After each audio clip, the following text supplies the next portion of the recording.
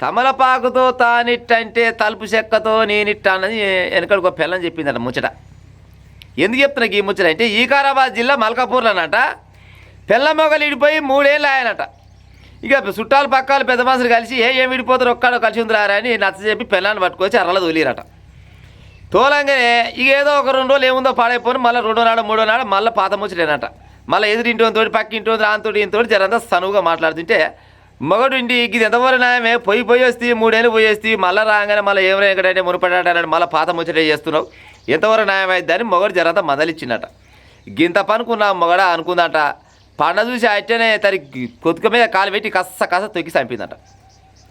మొగడు అన్నప్పుడు పుస్తకం ఇచ్చినప్పుడు పాడైపోను అంతోటి ఇంతోటి మాట్లాడొద్దని చెప్పకుంటే ఇంట్లోకి పోయి మాట్లాడకపోతే తర్వాత దగ్గర పెట్టుకొని అంటుని వస్తున్నాయి ఏమన్నా గిట్ట తయారై చచ్చిరేమో తల్లులారా కొంతమంది కానీ ఉత్సవాటి పాడవుతుంది పెళ్ళి అంటేనే ఈ కాలాన. అవునా కాదా ప్రజలారా?